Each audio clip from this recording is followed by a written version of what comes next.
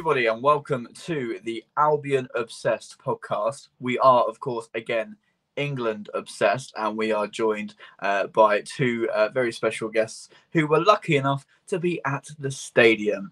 So let's start by introducing who we have on the show today. Dan, you weren't one of the ones at the stadium. How do you feel?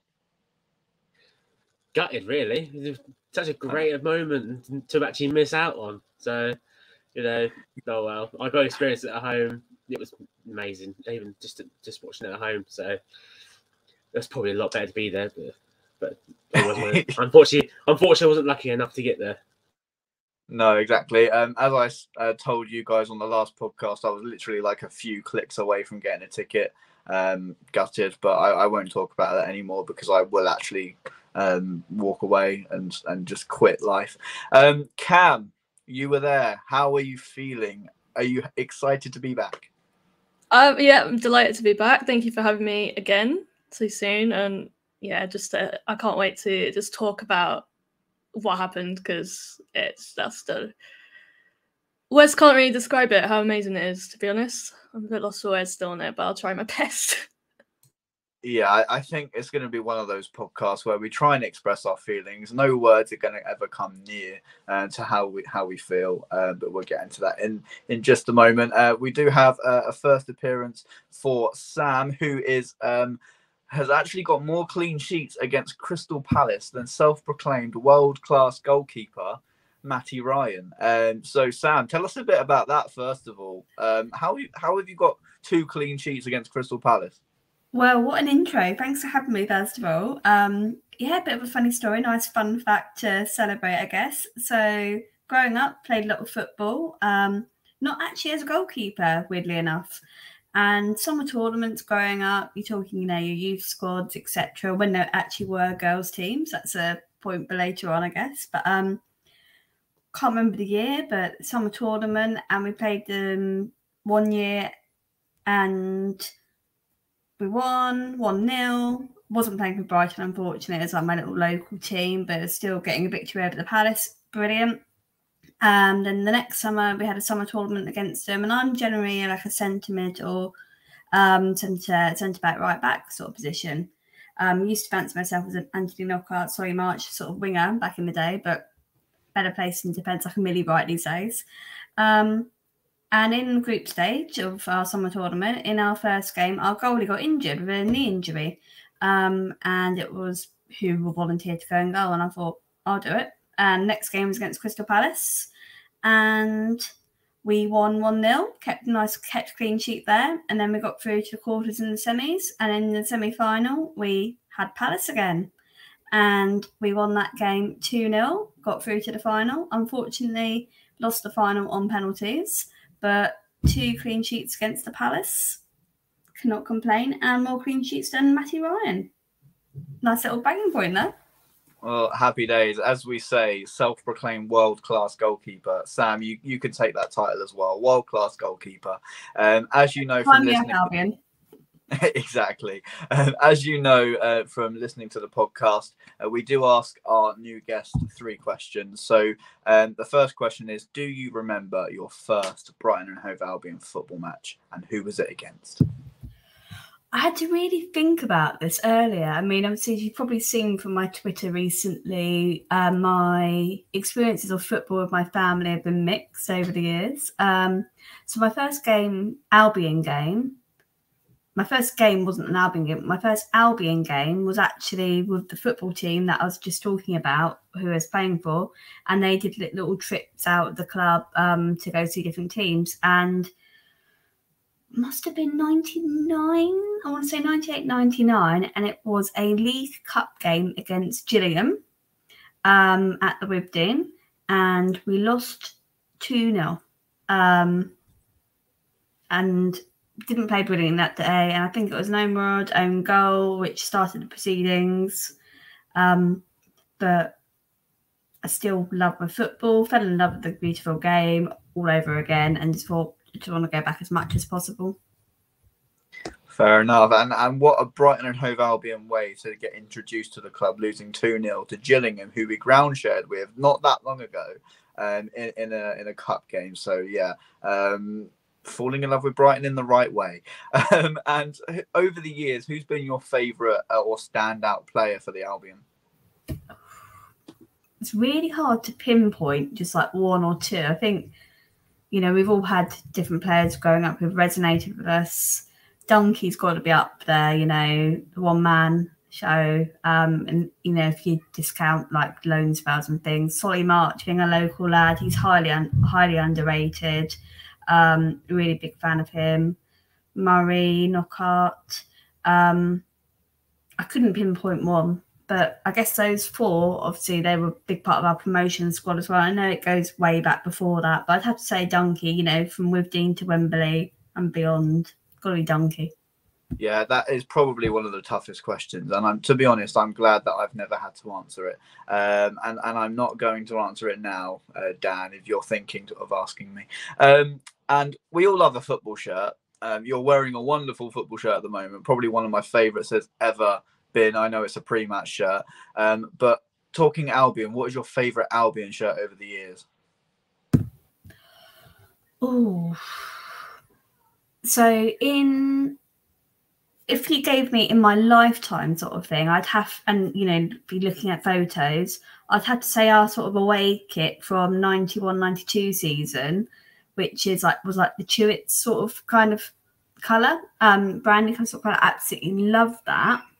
But in terms of times where I'm old enough to remember players wearing it, I'd say our green and black stripes from early 2010, 2011, I think it was. Love that. Or the red and black. Would love to see us do a kit of that very soon. Their away kits. What about our home kit? Our promotion season kit. Absolutely love that. I'd have to say those. Fair enough. All amazing choices. The green and black, that is just the all-time fan favourite. If you find a Brighton fan that doesn't like that shirt, just ask them why. I don't know. But we are here today. We've spoken a little bit Albion. Of course, we are Albion obsessed. But at the moment, Cam, I am feeling so England obsessed. As I said before, you were lucky enough to be at the ground. The game was built as the fight between the two best performing sides of the tournament. Did you feel like that going into the game? Was it Germany that were the ones to watch coming into the final? I'd say yeah, a little bit, because they had Alexandra Pop, who then ended up not actually playing in the end. But I was seriously concerned about her because she's a very good player, and Germany are like the heavyweights of women's football in Europe. They've won the European Championships like 8 times. They won it like 6 times in a row years ago. But there was just such an expectation for England, wasn't there? Like a home final. We'd done so well in all the games leading up to that point. I was very nervous. I was very, very, very nervous just because I know what Germany could do. But I just hoped that England could do it, and thank God they did. Yeah, thank God they did. And obviously we'll talk about all of the turning points, the ups and downs of the game. It was such a roller coaster, probably one of the worst I felt watching a football game before. So I can't imagine how it was in the stadium. Dan, the starting lineup was to be expected, really, wasn't it? It stayed the same throughout the whole tournament.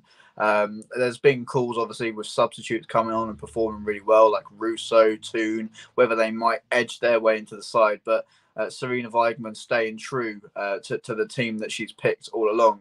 Were you surprised? I can't imagine you were. No, sorry, no, not at all. No, it's been the same team all the way through the tournament. Obviously she has her game plan. Obviously going into each game, she must know sort of what to do beforehand. Obviously, it's worked so much. Bringing on Bruce at this time, bringing on Tooney this time, and it's keeps on working. So, as we've said, I think the last one we did, we always said don't fix what isn't broken, and it still wasn't really that broken to stop doing it. So we just carried on, and it's everyone expected it. I think that was the first time. I think somebody said it was the first time that's ever happened in a European tournament that we kept the same team all the way through the tournament. which is quite unheard of in any game, in any sort of tournament, let alone in one Euros. So huge respect to her, because as if we keep finding out, it just kept working and working and working.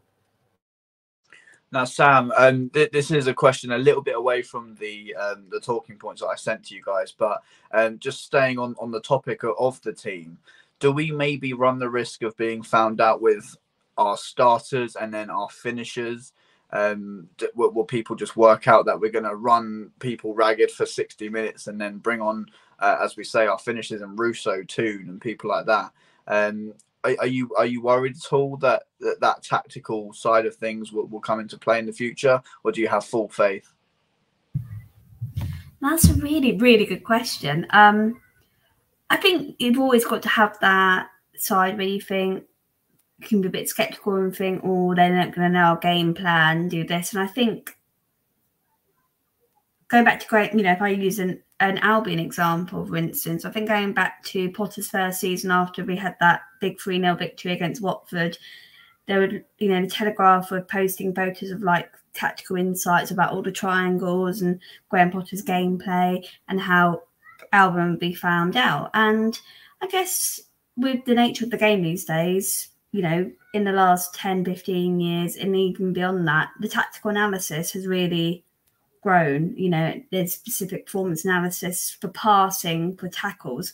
So whatever focus there is, there's going to be hyper-focused on that. So I guess they know who players to target are. For example, in the semi-final, Kira Walsh was marked out of the game, but she still had a big impact. But I think the momentum's there, and then with her, Sarina Bigman's fantastic tactical insight and her experience at the Netherlands, and then with us now and in her previous roles, I think she's got enough knowledge and insight to be able to adapt the game accordingly to enable us to proceed. So I don't think that is a barrier. No, amazing answer, to be fair to you. As I say, it was a little bit away from the talking point, so sorry to spring that on you. So let's talk a little bit about the atmosphere then, Cam. I'm going to bring it back a little bit further than at Wembley before the game. The week leading up, obviously, we played so well in the semi-finals, really convincing win. The belief just went up and up and up as if it could go any higher. How are you feeling in the week leading up to the final? Obviously, knowing you had tickets, knowing you're going to be there. What were those overriding feelings? To be honest, a lot of stress. I was kind of really excited, but I was also really, really nervous. I think also what happened with the men last year also played a part, because obviously it was a home final. We ended up losing, and I was just like, if we lose again, I don't know if I can handle this. But yeah, I was very, very excited. I was just excited for the day to come, but I was just super, super nervous. Like, I think I've said about it on the pod before, I was extremely pessimistic. I wasn't going to jinx anything, and I was pretty much like that for the rest of the week up until the game itself. I was just like trying not to tempt fate or anything. There was, a lot of stress, to be honest, a lot of stress. Fair enough. And to echo what Ian Wright said after the semi-final, this is the most belief and the most I've ever felt confident in an England side going on to win something, especially with the manager that we've got. She's just the one of the best football brains I've ever come across. I've watched so many interviews with her since, obviously, really getting into this side of football, and it's just been a breath of fresh air. So, Sam, let's talk about the atmosphere at Wembley Stadium. So you get there, I assume you walk up Wembley Way. Just talk to us about the building atmosphere to that first whistle.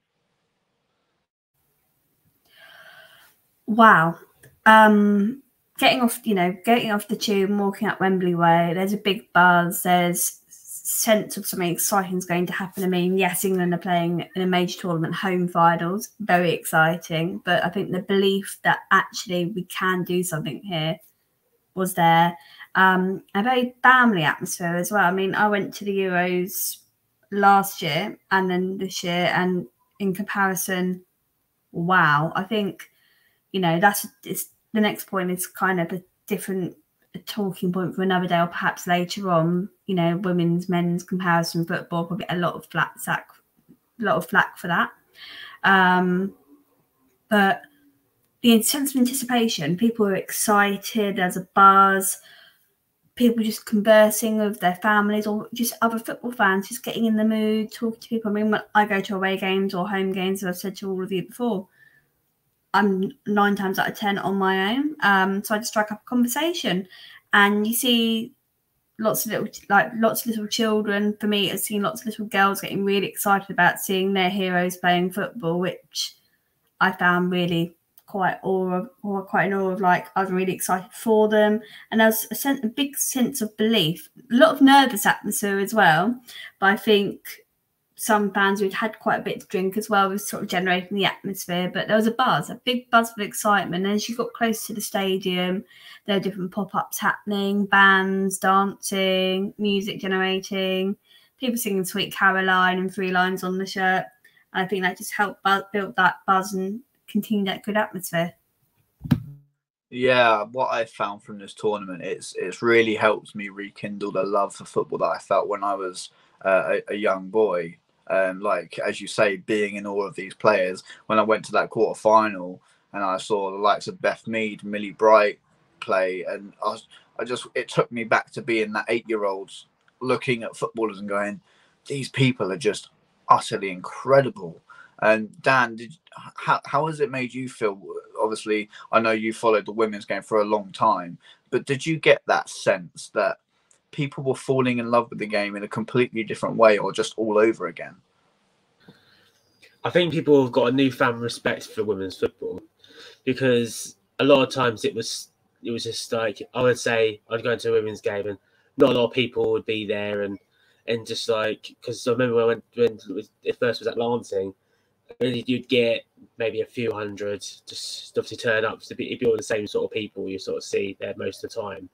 And then obviously when it's to Crawley, it's still about the same. You sort of get a handful of people. Only time I see a lot of people when it's at the Amex, obviously for the Brighton women's games.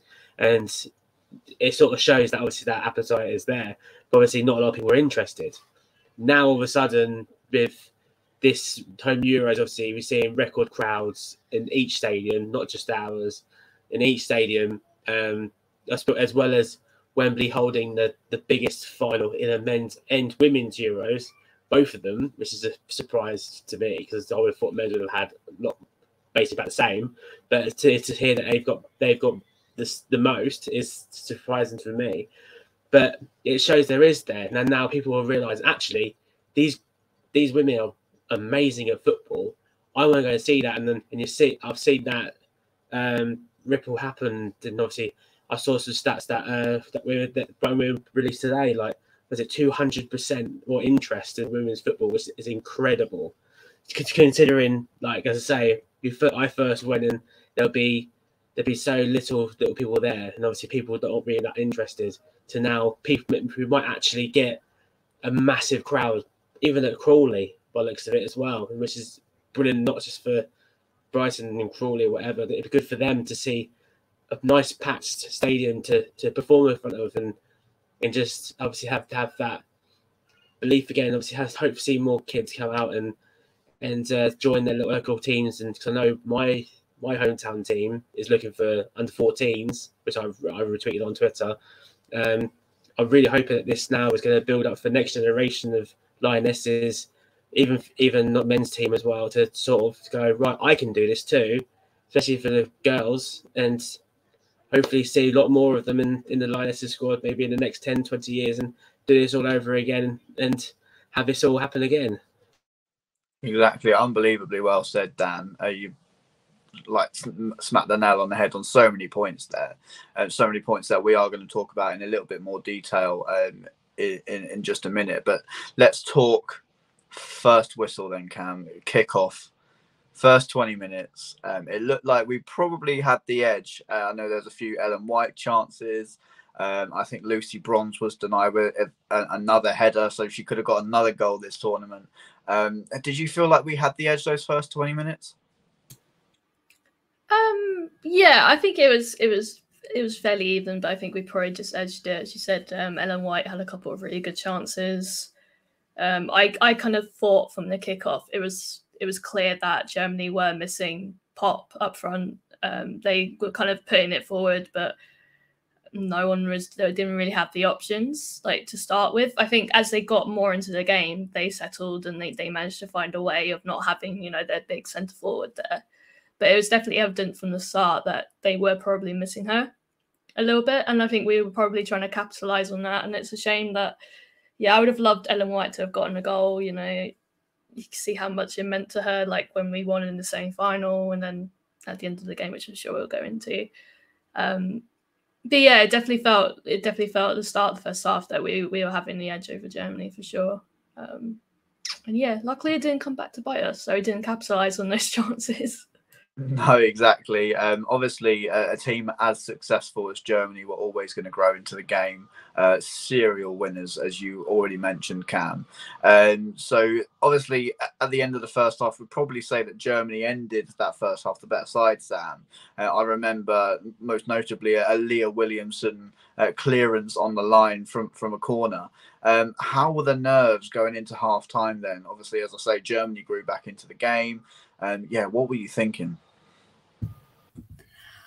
I think with that goal line scramble and Leah Williamson clearing it off the line just before half time as well, you could sense Germany had the upper edge at that point. And at that point, I was thinking, let's just get us to half time, regroup, collect. Beekman's very good at making sure the players are grounded. And I think that's what's been very evident throughout qualification, throughout the tournament, and in just the 10 months that she's been in charge. It's hard to fathom she's only been in charge 10 months, but just to recollect. But I think if that goal had gone in just before half time, with the men's, probably get a lot of flack for this. I think heads would have gone down. Everyone would be moaning, going, "Oh, we're going to lose again." But what we've seen with the women is their bounce back ability and that resilience. Or I hate that word. Actually, I think Leah Williamson and Chloe Kelly alluded to it on Breakfast TV this morning, is that the heads don't go down, they just keep the head up, keep going, keep fighting. So I think although it's a bit nervy, it's still, we can do this actually. We're going in level pegging at half time. We know Beekman's game plan, 15, 20 minutes. Chloe Kelly, Russo are going to come on, Tooney, run at the players. I guess tactics may have changed slightly when Mido got that injury in the second half. But it was a bit nervous. McGall looked very, so I'm going to probably talk about something I'm going to talk about in a bit. But I think, as Cam alluded to, they were missing Pop up front and that aerial presence. So it kind of reminds me of when we were clearly missing Murray to hold the ball up at times.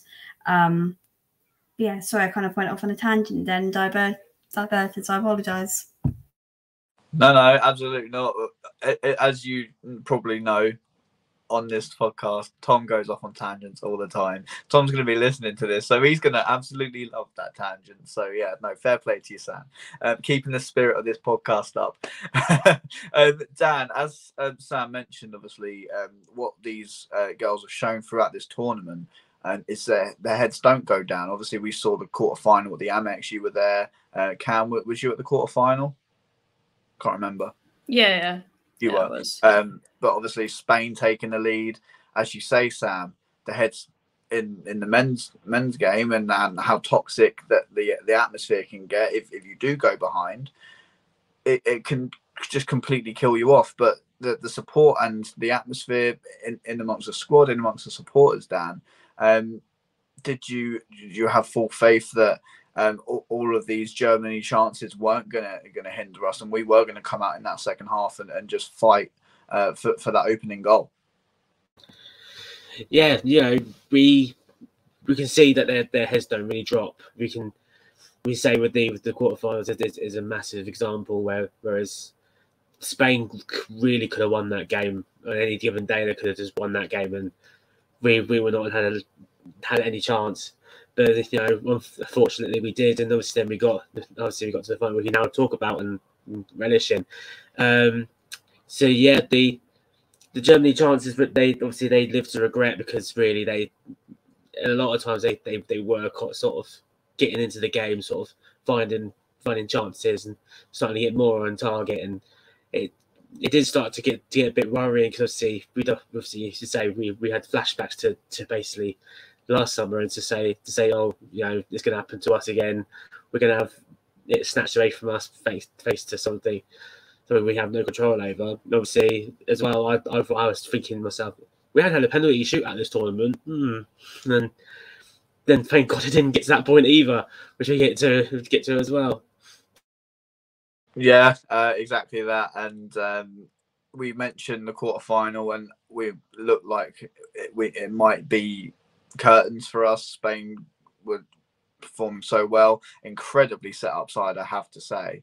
But that girl Ella Toone, Cam, let's just paint the picture here.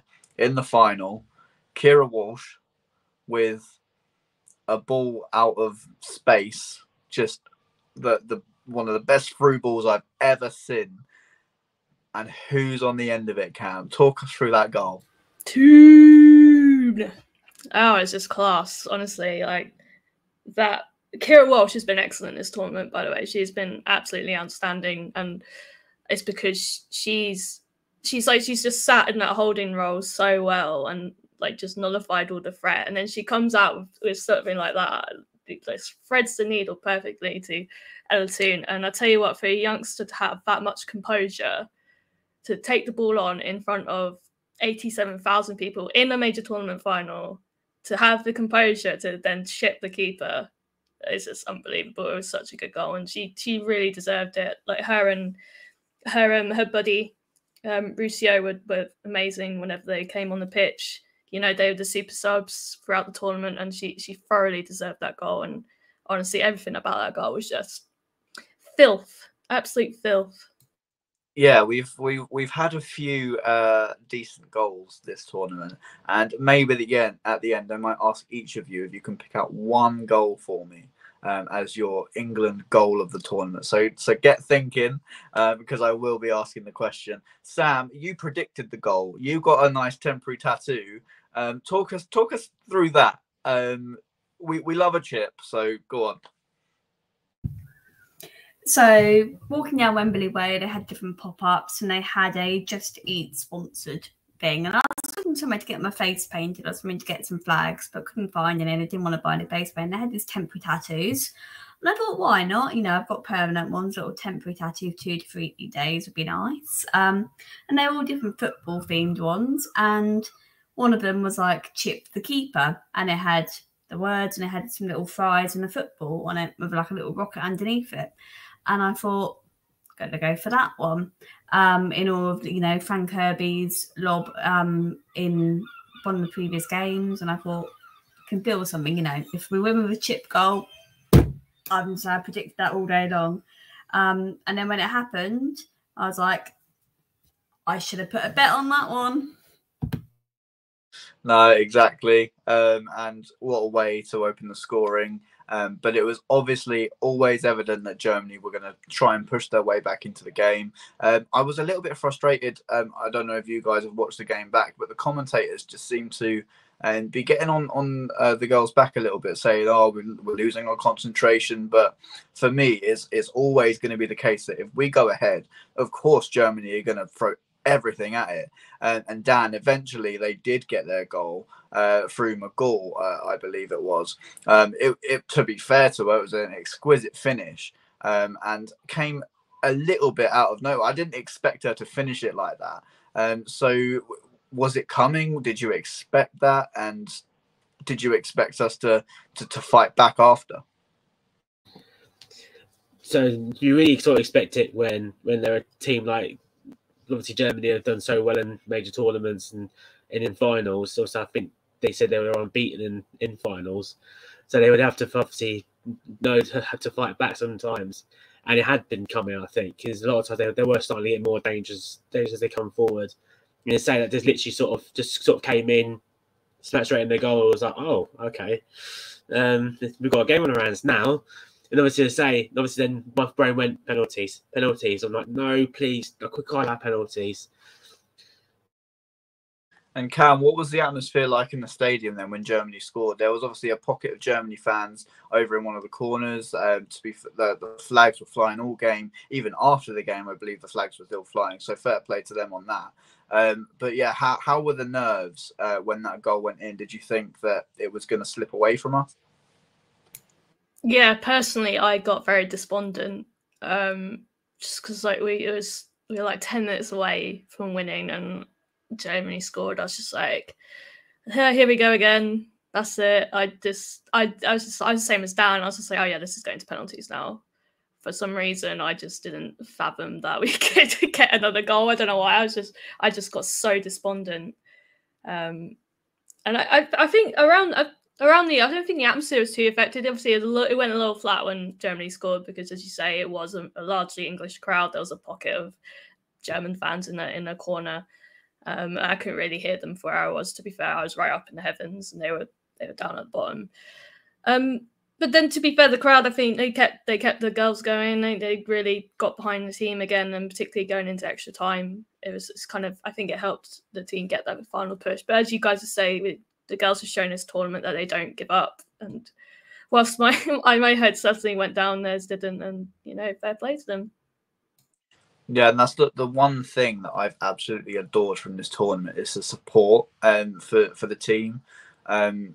Every time we went forward, I keep referring to the quarterfinal because that's the only experience I had actually being in the stadium. But every time we flooded forward, the noise levels were just spine-tingling. Even now, I'm getting goosebumps on the back of my neck. It's like, why can't that happen like across all of football? Like it does in some countries. Obviously, we see like River Plate and people like that. They're just, the noise levels are insane. Cam, you've probably been to a few in Europe and elsewhere that have just been unreal. But this is the closest that I've ever had to the atmosphere being on top from the first minute all the way till 10 minutes after the game.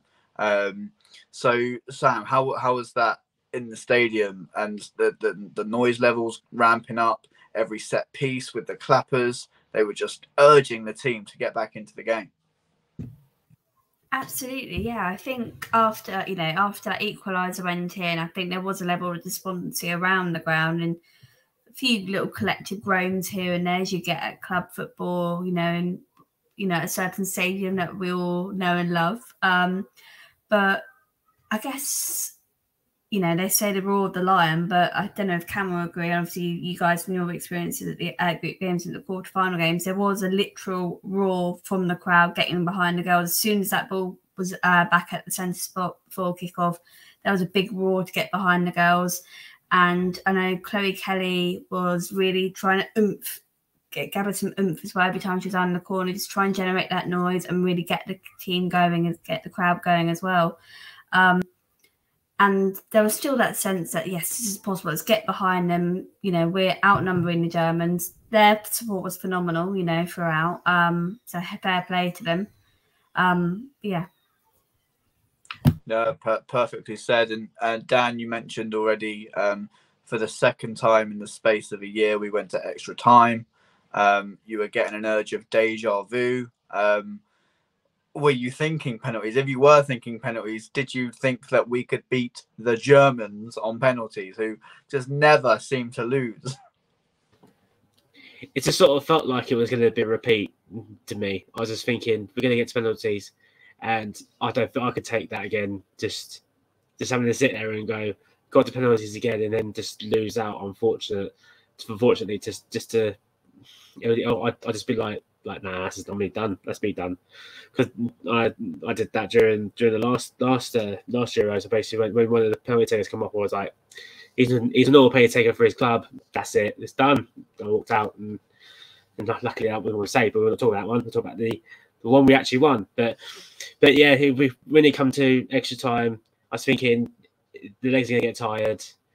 We're going to go to penalties, and fingers crossed, because it's just a lucky lottery. You can win it, you can lose it. Someone's got to win, someone's got to lose, and I was really hoping it wasn't going to be us that was going to lose. To be honest, I actually thought we had the edge fitness-wise going into extra time. The Germans just seemed to be just dead on their feet. and obviously we've spoken about our finishers, Russo, Toon, still full of energy, full of legs, and you don't want to be a defender that's played 95 minutes of football with Alicia Russo running at you, that's for sure. But let's talk, obviously, the moment that we've all been waiting to talk about, Cam. The goal, the corner kick, 2 bites at the cherry for it to go in the back of the net. Eventually, it trickles over the line. Chloe Kelly, who's had, I believe, before the tournament, a torrid time with injury. What a story. Just talk us through, like, what were the noise levels like? I wasn't even there and I'm getting goosebumps. It was honestly unbelievable. It was just so loud. It was a bit like the when Georgia Stanway scored at Brighton in the quarterfinal. That the noise then just took the roof off the Amex then, and it was so similar for this goal. And oh my god, yeah, it was almost like watching it in slow motion as well, because you just saw her like kind of swipe at the first chance, and then she manages to get a hit on it on the second one, and it like almost slow motion going in, and then just everyone went absolutely crazy. And yeah, what a moment, as you say, what a moment for her. She did her ACL last year, and I think she only came back, like, it must have been earlier this year for Man City. So yeah, what a story for that young girl to come on and score for the most important goal of her career. Like, surely, I don't think she's going to be able to top that unless we win the World Cup next year. But anyway, but oh yeah, honestly, I get just thinking about it. It's just amazing. Honestly, absolutely incredible. Yeah, and I don't know if you guys probably noticed when you were in the stadium celebrating like crazy, but obviously Chloe Kelly stopped because she thought it might have been ruled out, or there might have been a VAR check. Was there any moment in that stadium, Sam, that the crowd thought that that might not have been the moment, or was it just so rapid that you just saw Chloe Kelly run off, rip her shirt off, and history was made? Well, as well as screaming my head off, crying at this point, thinking, oh my gosh, here we go, instinctively, first thing I did was look at the lineswoman. Where's her flag? Okay, it's down. Okay. See Chloe Kelly off celebrating, shirt off, whole team running, thinking, okay, breathe, just enjoy this. And then looking at the referee, making sure she's not making any signals, just thinking, okay. And as soon as the ball was, back on the centre spot and kicked off, it happened quite quick. I was like, right, can't retract it now. Here we go. It felt like an age, although it was realistic for about a minute and a half. But electric. Tears at this point, thinking, okay, here we go. Now let's hold on, keep going. But yeah. You're thinking, right, let's hold on to this now. And damn, what happened after is probably the masterclass in keeping the ball in the corner. I think that ball's still in the corner somewhere. I think Toon and Russo are still holding that ball up. How was that, just to see us frustrate Germany so much? And as we say, they were dead on their feet already. They now had to chase the game. I think the manager made a few questionable substitutions, took off arguably their best player in their centre back, their number 5. I can't remember her name. I think before our goal, but then they just had no legs to get back into the game. And as I say, as Sam said, just holding on to that game. So yeah, what were you thinking? That ball was never going to come out that corner? I think you saw at one point that Chloe, I think, decided to go up towards the goal. I was like, hang on a minute, and went back. So I think she wanted to try for a goal, and I went, actually, it's probably better to do it this way, and we then took it back. But yeah, that's the tactic 101. If you want to win the game, you keep it in the corner flag, and you don't lose it. And it frustrated them so much. And to obviously have that killer blow of a goal down in such, when it's already tired, their heads must have gone. They must have been like, that's it, that's what's done. We're just trying to chase the game. And obviously with them trying to keep it in the corner flag, frustrated them even more. And you can sort of see that they had no fight. They couldn't really do much about it. It was dead cert, 2-1 England. That was it, done. That's it.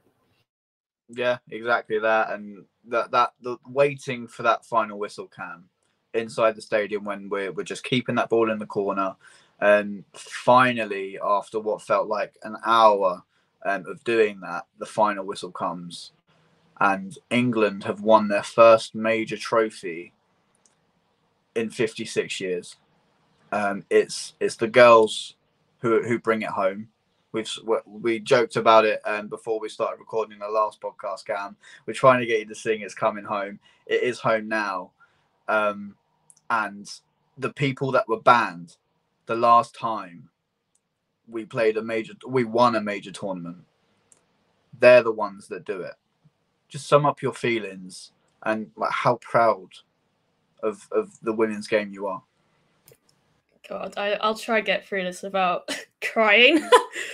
It's just unbelievable. I burst into tears as soon as the final whistle went. I just couldn't help it, and I know so many other people that did. I've seen, you know, even men, like I've seen them in just floods of tears. Like I just can't describe it. I honestly can't. I can't describe that feeling.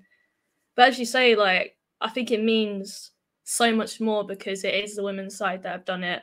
Don't get me wrong, no disrespect to the men's side at all, but you know, women's football in this country, you know, it suffered for years because of getting banned for 50 years, and certainly in my generation, and it'd be the same for Sam. She'll go into that. We were told, like as kids, you know, but girls don't play football. You can't play football. It's not for you. There wasn't that opportunity and anything there, and I think that's the same as well for. I'm just going to say about Ellen White.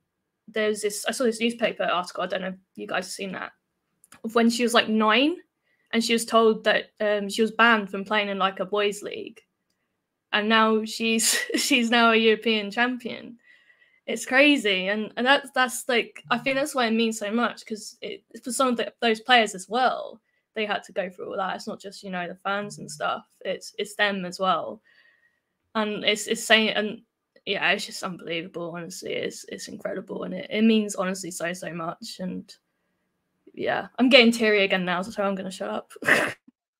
No, fair play to you, Cam. My wife is one of the many that were told that she couldn't play football as well. She grew up in America, surprisingly, actually, based on their national team's record, that she was told she can't play football. There was no clubs around for her to join.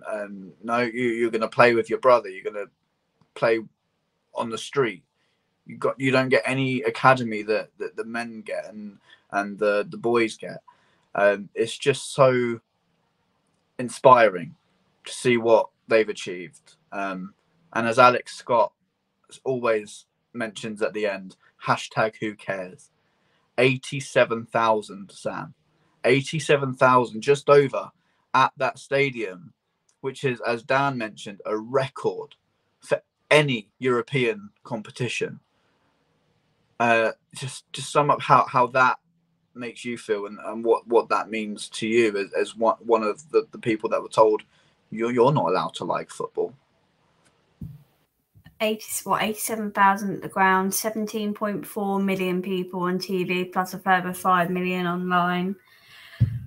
Wow, is what I can say, you know, from being told no by teachers or by the media, the press, you know, everything. And even, you know, you have to see it to believe it, don't you? You have to be able to see to be able to do it. You know, growing up, you think, oh, I want to be a footballer. And, you know, it's why little boys, you know, I'm using that as an example now.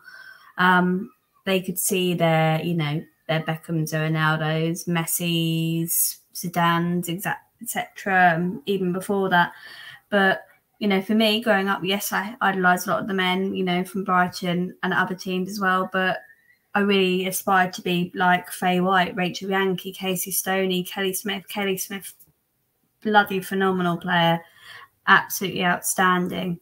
And her generation and many before her were the ones that are that big driving force in pushing us to where we are today.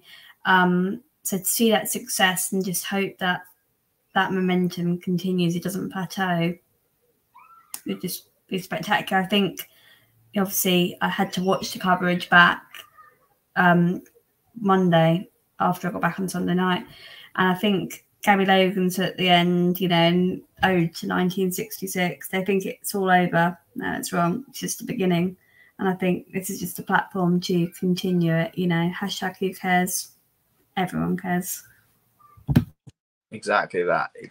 And as a father now with a 1-year-old, and she's going to grow up and she's going to know how incredible these women were to win our first one since 66, obviously.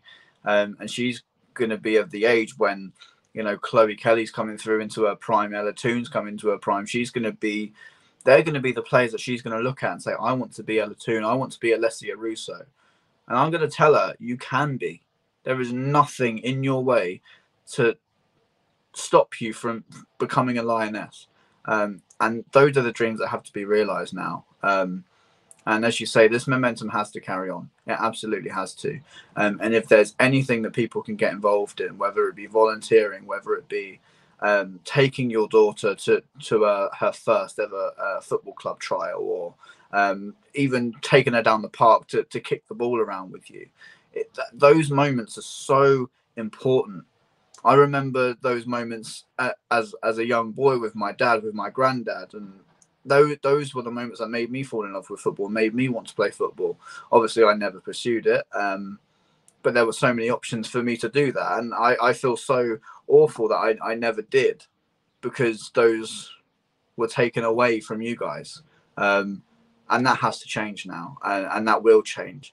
And as a father that has a daughter, I will assure you two that if she wants to play football, she will play football. So yeah, that's what I have to say on that before we bring the mood back up a little bit. Yeah, it's, as I said, utterly inspiring. And 4 of those incredible women got into the team of the tournament. But there was a little bit of controversy, Cam, or Dan. I'm going to come to you for this one, Dan. Bit of controversy. 5 German players in the side, only the 4 English. No Millie Bright. So the players that got in were Beth Mead, Mary Earps, Kira Walsh, and Leah Williamson. All absolutely deserved of it. No Millie Bright, Dan. What do you make of that? Why? She's been amazing this whole tournament. In that quarterfinal, which you were alluding to, amazing. The games that does the Norway game, amazing. Swedish game, amazing. Why is she not there? And I saw there was a French player there. I watched all of the games, so I don't know if she warranted a place there. But they were knocked out in the quarters, and we got to the final. Why? And obviously, I know as well. Obviously, Germany had a lot more players than us as well. I thought it was a bit strange because, as I say as well, normally the winning team normally has the most. You see, like with the club teams, you see like Liverpool's like Premier League the team of the year. Liverpool and Man City probably fill up those spaces, and then obviously the players dotted around. But yeah, I don't understand. what Millie's got to do to get into that, to be considered for that, because she did literally everything. You know, she was part of a team that won the Euros and was probably one of the standouts in the whole tournament. I'd be gutted if I was her, to be fair. Yeah, exactly. And something that my wife pointed out when we were at the quarterfinals is every player on that pitch.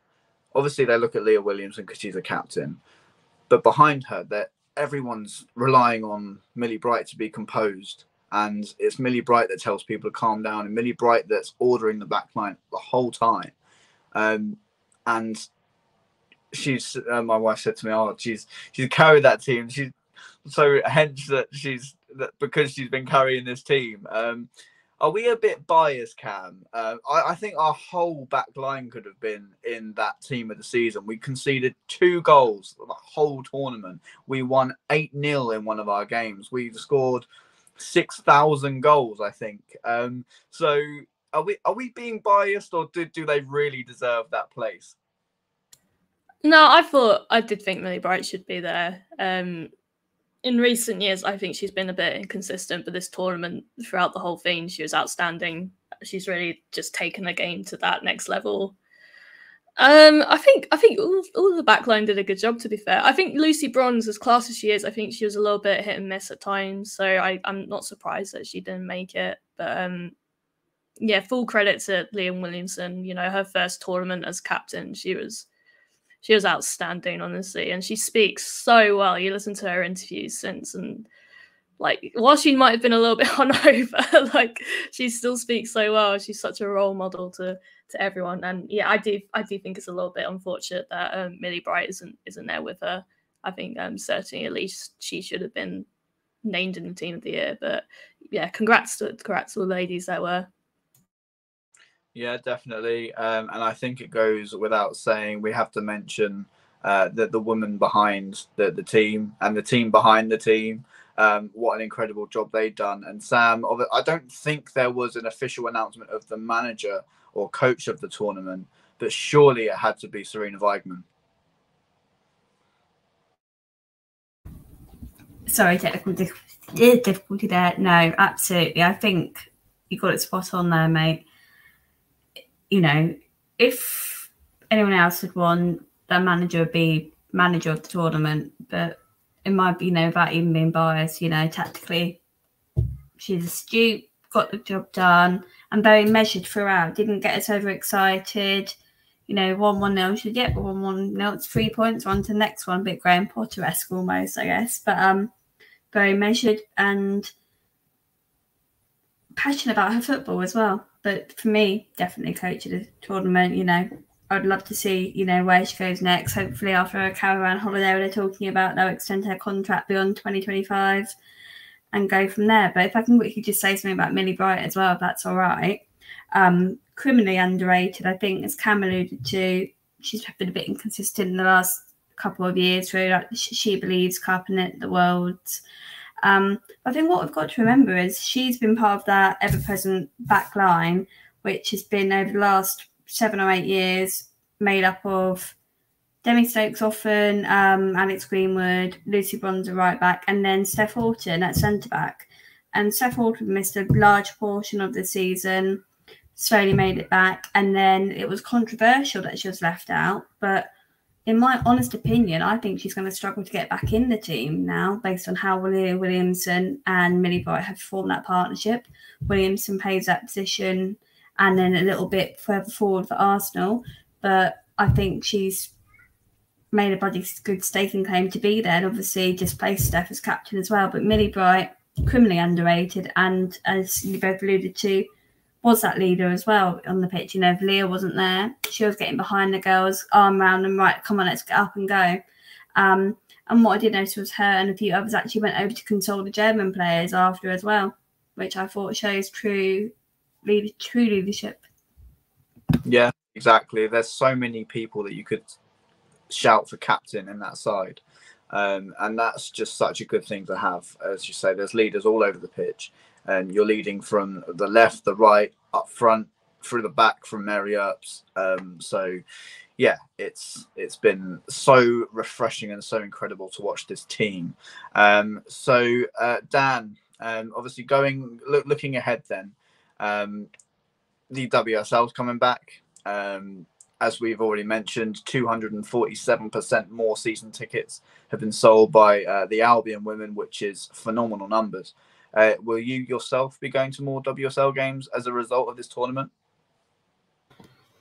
I'd like to go to some more, even though before I've very been outspoken about the decision have Crawley, really, because of the location. I know from they do that Seagull Travel do a bus from Littlehampton right up to I think it's up to the Amex, to take everybody to Crawley. I like the idea of them having more games at the Amex, because which they have announced they had in the first 2 home games at the Amex. I just like to see, I think as we discussed in the last podcast, that maybe there's got to be a better option to have to where the women's play. Say I love to go into Lancing because it was just so easy to get to. obviously the ground's not great, but you know, we went just to watch the football. But and then obviously they took it to Crawley. Was obviously Crawley's a much better stadium of Fearstone. Like we weren't really, I say we weren't using it properly because we only sort of have one end, sort of like we don't have. I think it's the camera end, obviously to sit in. I don't think anybody used to go sit the other side. I didn't see anybody. So hopefully after this tournament, as I say, I think I've put the other night that I hope I see more people there than before to sort of support the women's team. If you want to support the Brighton team or support another women's team, then go for it. Do as you please. No, just go out and support and just cheer them on and show them that they are loved. Because as I say, there's so many years before that. As I say, I've probably been going to, when it was at Lancing a few years when we had like Faye and I'm trying to remember all the people's names. I can't remember more. There was then we got put into the Super League. Then obviously we moved to Crawley, and the crowds weren't massive. It was sort of like it was a special group of people who basically went to games. I'm just trying not to repeat myself now, but yeah, I'd love to go to some more and hope to see there's bigger crowds, and it's just it'd be great. It'd just be awesome to see more people. Say at least even if the ground was full, that'd be even amazing to see Crawley just full of fans going to support the Albion. Yeah, definitely. And Cam, what do you think has to happen for the Amex to become a permanent feature in those higher up at the club to be opening the Amex for every WSL game? We've seen through this tournament, albeit the national team, that we can sell out the Amex for a women's game. So yeah, what do you think has to happen? Does there have to be more at Crawley? Do we have to just build in it slowly, or do we just take the punt? It's a good question. Personally, I think straight away probably playing all the games at the Amex is probably not the right call. I think you probably do need to kind of build up a little bit at Crawley to start with, even though I know a lot of people they've been saying I would get a season ticket, but it's in Crawley. For me, it's fine because I'm not that far from Crawley, but I understand from Brighton it is, and elsewhere along the south coast it is a bit of a pain to get to.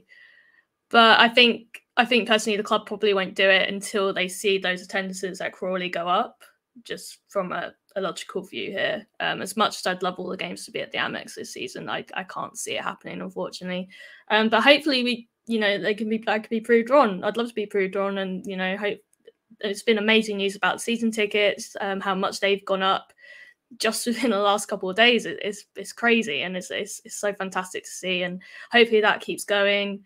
I know tickets for the Amex games are on sale now, so I sincerely hope that we get a lot of people in for that one for definite. For two of them actually, and yeah, hopefully it goes from there. Just needs the support. Just needs the support, I think, before we get towards the Amex. But we're getting there. I think. I don't think it'll be far away. Yeah, it's extremely promising, and we've spoken so much about the legacy of this tournament and what it's left in so many people's hearts, and how much the women's game is going to get pushed now and become more successful. Sam, just before we sign off, what are your hopes for the legacy of this game to just carry on growing and growing? Do you hope to see the Albion women back in Brighton in the next 5 years, 10 years? How long do you think it's going to take? So legacy-wise, just want the momentum to continue, and it not just to be a major tournament sort of thing. I think even after the men's Euros last summer, everyone was fighting to get tickets to the semi-finals and the finals. When you get to the Tuesday night qualifiers, yes, I know people work, but the buzz isn't there. It's like those, people want the glamour games, not the wet Tuesday night in Stoke, for example. Sorry, Stoke fans, but the age-old analogy. So I think that momentum and keeping that fighting to alive. I'd love for us to be back at the Amex, to be back in the Amex or, in Brighton full time. I know I said this to you, Joe, the other day about emailing the club about what their plans are for this. And legally they're not allowed to have the WSL games at Lancing. That's why they had to change, but they are looking to find a more permanent home. They didn't really allude to much more else because obviously they top 5 top secret plans, I guess. But within the next 5 years, absolutely, I'd love us to have a more central location to make it more accessible, at least, and just keep the momentum going. Obviously, got some good signings coming in. Obviously, we've had some outgoings as well, but just keep driving forward. Yeah, exactly that. So as we sign off then, guys, I said I was going to ask you for your England goal of the tournament. So Cam, I hope you've been thinking. I'm going to come to you first. England goal of the tournament. Who does it go to and in which game? Okay, so there's 2 goals that really stick out for me. One of them is Georgia Stanway's rocket at the Amex. That was just, I was behind that goal as well. So just to see that, just Aaron, amazing. But I'm going to have to go for Russo in the semi-final. I still can't get over the audacity to even just try that. It's just unbelievable, honestly, unbelievable. So yeah, I'm going to give it to Alicia Russo. No, fair play. We're probably going to make this a clean sweep if I can delve into your guys' minds. Dan, is it Russo or is it somebody else? See, I like the Russo goal, but for me, I have to go for Stanway at the Amex because you just sort of it's different to see like a goal like obviously Russo's goal on TV. It's obviously like you go, that's mind blowing, but when you're actually there to see it and to see that Stanway goal this year, because let's say we sort of all it was 1-1, we sort of lost hope. We thought it was going to go all the way to, let's say again, penalties again. We're thinking it's going to go south. Then she just pops out of the corner straight in, and it's like just to fill the atmosphere, just literally just explode with just everyone just feeling like, yes, we've done it. We've actually, we're going to win this game now, and it's just amazing. So I'm going to go with Miss Stanway at the Amex. Wow, fair enough. That threw me and Cam off. Sam, are you thinking Russo or are you thinking somebody else? Oh, you're muted, Sam. There we go. Let's try that again. Managed all the way through until then. I had 2 or 3 in mind. I think they've all been alluded to. Russo's for that audacity to just do that. Obviously, being a former Brighton player as well. Stanway's fun the bastard of a goal, or excuse me if I can't swear. But we all know what that goal was. We're there, living, breathing it, and the roof of the Amex went off. The other one that crossed my mind was Beth Mead's second goal in our 8-0 victory. Because it was a lovely team goal, lovely build-up play when it came over from the right of the pitch and she cut inside 3 defenders and took it into the bottom corner. I thought that was a brilliant goal. But if I had to pinpoint my goal of the tournament for England, it would be Georgia Stanway's goal because it was that decisive extra time. Take us through. Wow. All right. So now I've got the deciding vote. Cam, is it going to be Russo? Russo. See, I'm just going to throw it completely different and say Chloe Kelly, just because of what it meant. I mean, you can't begrudge me of that one. Technically not the best goal. Obviously, two bites at the cherry, as I said earlier. But for what it meant, it just brought us home our first trophy since '66, and the scenes, the absolute scenes, I love it. But obviously, the goals we've mentioned are all worthy winners. So, yeah, I guess until the next, obviously, women's game, as we said, we hope this momentum carries on. The World Cup next year, there's so much to look forward to. And as we sign off, I want to repeat myself. 56 years ago, we won our last trophy. 56 years ago, women were banned from playing football. Cam, I'm not trying to make you cry, I promise. These girls are incredible. I have to go on record and say that, even though I've said it a million times. girls going into in the future, they will not be banned. They will not be begrudged of playing the game. They will know that they can be champions because we are champions of Europe. We are Albion obsessed, and we are unbelievably England Lionesses obsessed. So yeah, thank you for joining us today. It's home. Football is home. See you later, guys, and thanks for joining us. Bye bye.